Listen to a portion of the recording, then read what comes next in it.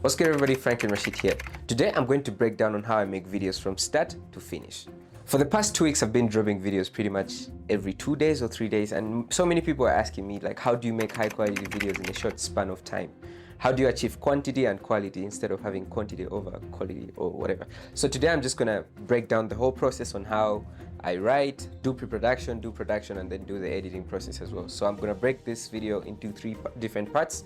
That's the pre-production, that's the production, and post-production. And then I'll be dropping random tips as well in between on how you can also optimize your workflow. So I'll be using my notebook here to reference because I have pretty much all the notes here. I don't know everything of it. So if you follow me on Instagram, I have a series called Tech Tuesday. I also have another series that gives tips and tricks on how to make higher quality content or good content. And I also have more content that's coming up for other brands as well. So this is the process that I use in the entire workflow. So I'm just gonna break it down right here. So the first one is the ideation. This is where I gather up ideas on the next video. If it's for Tech Tuesday, every day I keep on looking on Instagram on tech accounts on whatever they're doing, what's the tech that's coming out that week. So I write all the ideas down, maybe simply in my note app, or sometimes I write them in this small book, like, okay, this has happened, that has happened. So I gather up all the ideas and stuff here. So when I'm done, I sit down now and put all of those ideas, and now I do research. Let's say for my Tech Tuesdays, I use a website called The Verge, which has pretty much every tech news that's coming out there.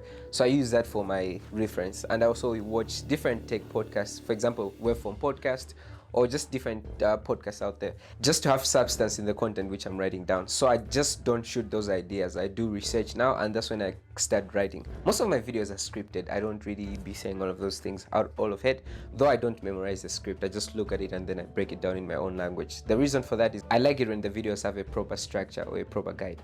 My biggest tool I use for pre-production is called Milanote. This is a quick prototyping tool whereby you can draft mood boards, put in random ideas, and just keep your files organized in your pre-production.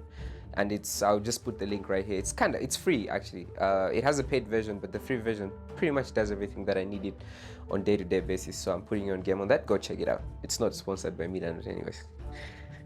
So that's the whole pre-production process. Now let's get to the production process. So the production, this is where now I sit down on set and I shoot. So there are a few things that I consider before I start shooting. The first one is the camera that I'm using. I'm lucky I have 3 sets of cameras that I use throughout my entire process. The first one is the Sony a7R II.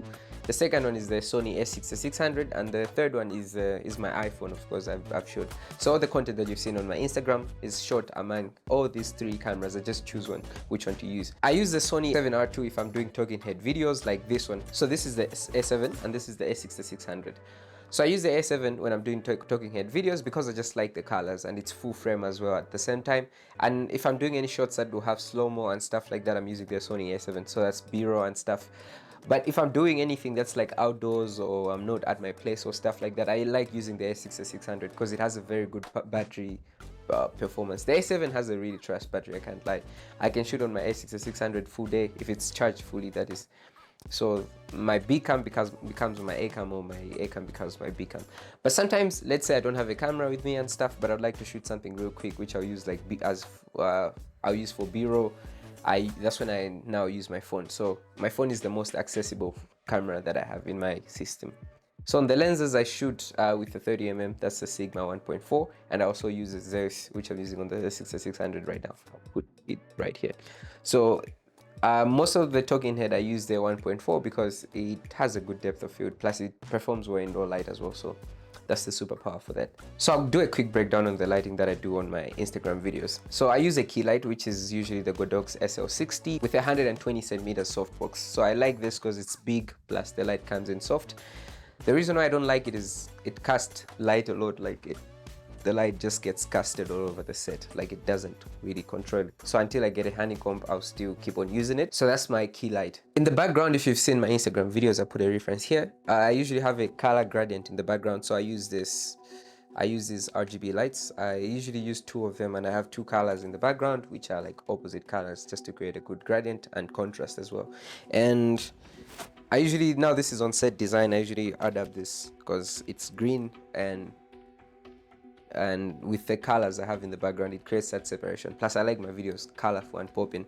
And then on the set design as well, I have some B-roll I put it on screen. I have 2 signs right here, which I put them in the background. The reason I'm putting this is because this is red and that's green. It creates this, it makes the colors really pop. So Without that, I can't really do anything. And I have plants here, though these are not real plants. They're fake plants. I just do this for set design. But I hope I'll get real plants too soon. So I use this because it just creates something in the background instead of making it boring, because I don't have a big set or I don't have a studio which I used to shoot. So that's on the lighting. The key light, the backlight, which is this usually, or the set design to create the gradient, or sometimes the fill light, which is another Godox SL60. So that's it for that. So when it comes to audio, I am super lazy with audio. Sometimes I just end up using my smartphone because I'm so lazy like to set up a lav mic, but right now I'm using a lav. So I think 2 or 3 videos on my Instagram I've used the lav, but most of the videos like Tech Tuesdays, I think I use my phone for that. And then when you get to the post-production, I'll tell you how I process my audio. But yeah, I can be a bit lazy. So the way I'm consistent by dropping videos weekly or whatever, I call it batch shooting. This is whereby I write ideas, or I write scripts for like 4 videos. So when I sit down, I'm shooting 5, 6, 7 videos, and then I keep that content for like daily so that I don't have to shoot frequently. I shoot once a week most of the times, except for Tech Tuesday, because sometimes I have to talk about the recent tech, so I can't really be shooting that in advance.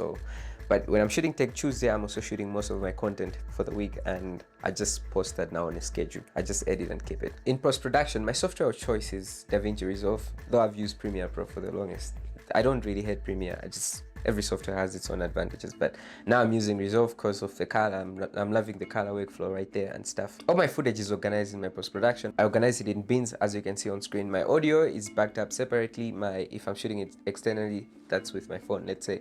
My B-roll is separate, my A-roll is separate, and I make sure I rename everything because I get confused sometimes, or since my video is but short, I want to know where exactly is this clip, where exactly in this clip. So all of the footage is usually organized. And first of all, I do cuts. This is just by listening to the arrow. If it's a 60 seconds reel, most of the times it's like 20 minutes long because I'm making mistakes and stuff like that. So I chop it up until it's compressed to like 5 minutes, and then that's a draft. And then I start cutting the draft as well until it's to that 60-second mark. Then after that, that's when I start cleaning up my audio. So my audio workflow is not super complicated too, because I'm kind of lazy. I sleep on audio most of the times, but it sounds how I want it. That's why I don't really do too much. So I use Fairlight in DaVinci Resolve for audio, and as you can see on screen, I use an EQ. So I don't do much to the EQ. I just push it this way just to clear out the mud in the vocals. And then after that, I denoise as well. I add a denoiser, and I usually add a deesser too some of the times.